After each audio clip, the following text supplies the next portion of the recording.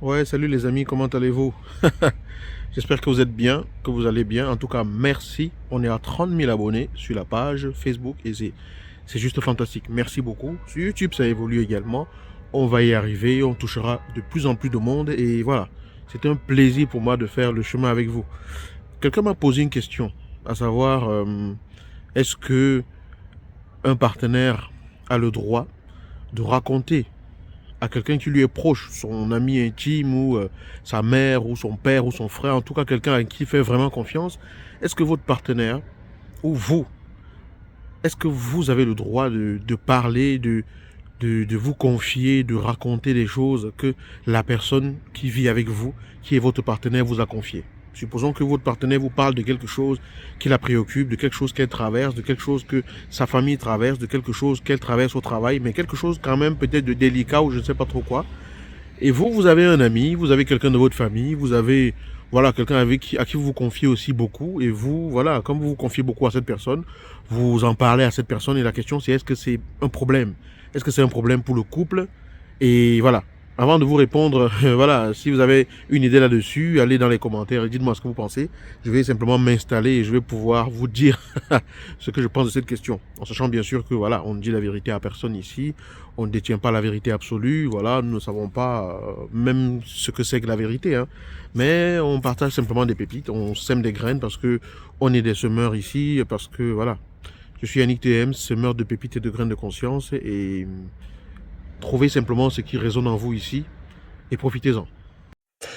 Alors, on va donc essayer de répondre à cette question, qui est une question que je trouve très intéressante. Mais avant cela, j'aimerais vous rappeler que vous pouvez aller sous cette vidéo, si vous me regardez sur YouTube, ou au-dessus de la vidéo, dans la description de la vidéo, pour télécharger votre guide des 7 erreurs qui peuvent tuer votre vie de couple. C'est un document que j'ai rédigé qui vous révèle 7 choses que vous faites peut-être aujourd'hui, en tout cas vous en faites peut-être une d'entre elles ou plusieurs, et des choses que vous prenez en considération qui peuvent simplement bousiller votre vie de couple. Je vous les révèle et je vous explique également des solutions pour pouvoir corriger ces erreurs-là. Et je voudrais également vous rappeler que tous les jours, enfin, qu'est-ce que je raconte? Pas tous les jours. Ah, c'est la fatigue de fin de journée. Aïe, aïe, la journée, voilà. Donc tous les dimanches à 19 heures, heure de Paris, donc GMT plus 1, on se retrouve ici même en direct pour pouvoir échanger sur un sujet qui nous permet de progresser. Et voilà, la plupart des sujets, c'est sur le couple. D'accord? Donc la question, c'est est-ce que quelqu'un qui se confie à vous, en tant que votre partenaire, votre chéri, votre mari, peu importe, quelqu'un en tout cas avec qui vous vous êtes engagé et avec qui vous avancez, est-ce que si cette personne vous raconte des choses, vous avez le droit d'aller en parler à quelqu'un à qui vous vous confiez également? Donc, supposons que vous avez votre ami, votre copine, votre meilleur ami, que vous soyez un homme ou une femme, peu importe, et vous êtes tellement proche de cette personne que, voilà, avant même d'être en couple, vous vous connaissiez. Avant d'être en couple, vous vous racontiez tout, vous vous disiez tout. Et donc, c'est comme un frère, comme une sœur, ou peut-être c'est même votre frère ou votre sœur, c'est peut-être même votre père ou votre mère et tout. Et du coup, votre partenaire vous raconte des choses qui le touchent ou qui la touchent, qui touchent peut-être sa famille, donc qui l'impacte et qui fait qu'il est en train de réfléchir beaucoup à cela, elle est en train de réfléchir beaucoup à cela, ou quelque chose qu'elle traverse à son travail et qui l'impacte, en tout cas quelque chose de personnel dont elle vous parle. Est-ce que, voilà, est-ce que parce que vous avez un ami proche, vous avez le droit d'en parler? C'est une question intéressante. Et nous allons simplement réfléchir ici, en se disant simplement que il est important que nous comprenions que quand on est en couple, on a décidé de se mettre à deux ensemble et de créer notre cocon. C'est-à-dire que le couple, c'est un cercle, entre autres, dans lequel vous êtes deux et dans lequel vous avez décidé de construire quelque chose qui vous appartient. La construction de quelque chose qui vous appartient n'est pas simplement liée à la maison que vous allez construire ou à la famille que vous allez bâtir ou mettre au monde. Ce que vous construisez et qui vous appartient, c'est déjà la confiance que vous avez l'un envers l'autre. C'est déjà l'intégrité que chacun voit en l'autre. C'est déjà la confidente ou le confident que chacun voit en l'autre. Donc ça, c'est quelque chose que vous construisez et qui n'existe que parce que vous êtes tous les deux ensemble. Et si vous êtes tous les deux ensemble, c'est que vous avez décidé ensemble d'avancer tous les deux. Et c'est surtout parce que vous avez constaté que vous connectez tous les deux ensemble.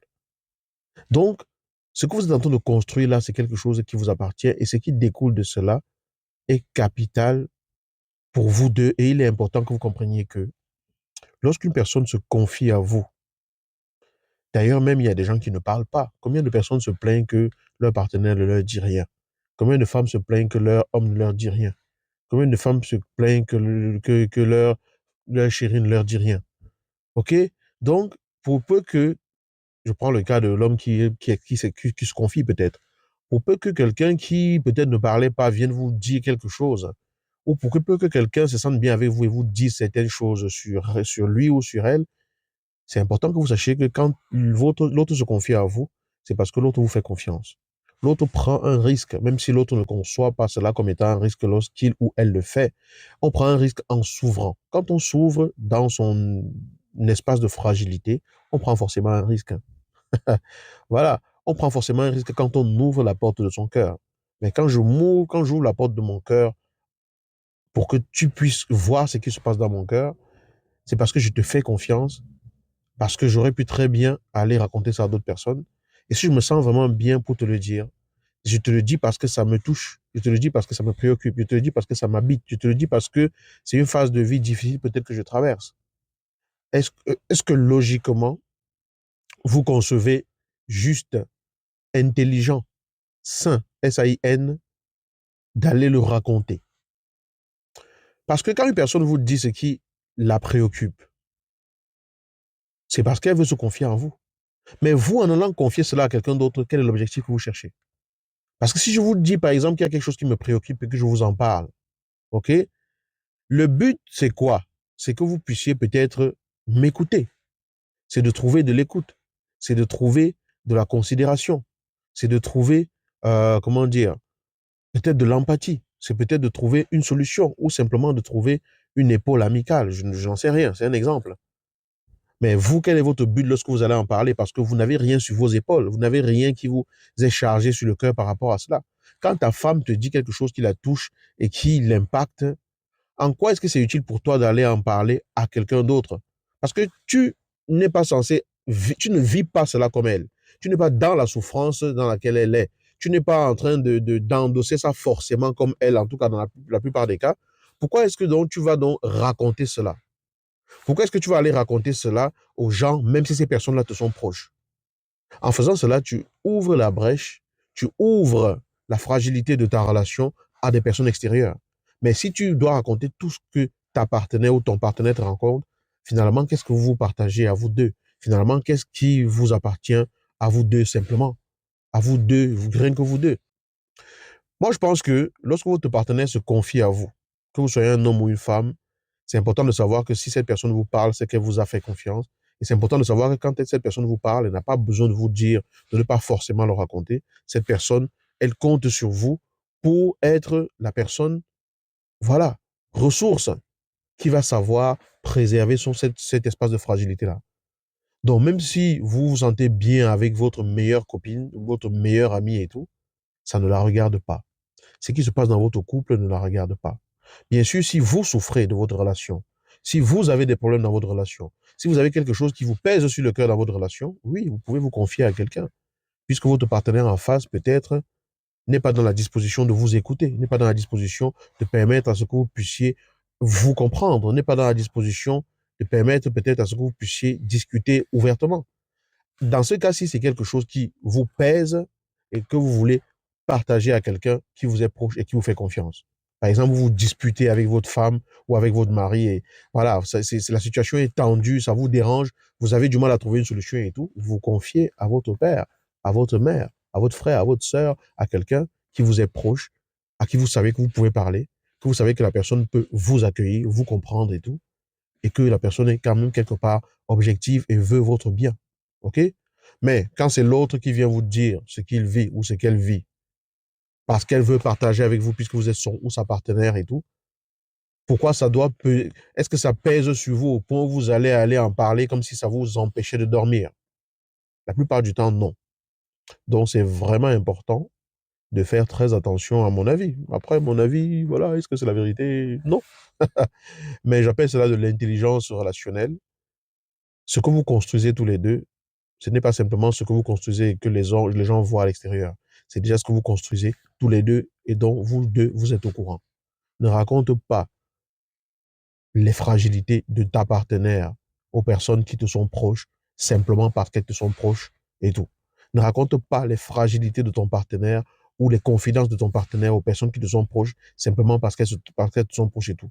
Ce que tu construis avec ton partenaire ou ce que tu construis avec ta partenaire, c'est quelque chose qui vous appartient. Et quand ton partenaire te parle, arrive à te parler, à s'ouvrir à toi, surtout peut-être qu'il ne le faisait jamais avant, peut-être que voilà, tu lui reproches peut-être ne pas le faire, le jour où il le fait, prends cela comme un véritable trésor et préserve-le. Sois honoré que cette personne-là puisse s'ouvrir à toi et te parler de son cœur de fragilité, de te parler de ce truc-là qui l'empêche de dormir. Et ensemble, voyez comment vous allez faire pour affronter cela. Discutez-en tous les deux, mais ne sois pas la porte extérieure vers l'extérieur qui va inviter d'autres personnes à l'intérieur de votre relation. Ça peut être très, très dangereux. Ça peut vraiment être très dangereux, oui. On peut prendre des cas particuliers et tout, mais ici, je vous parle de façon vraiment globale et en général par rapport à ce qui se passe. Ça, c'est ce que moi, je peux répondre à ce genre de questions. D'ailleurs, on a fait un live sur cette question.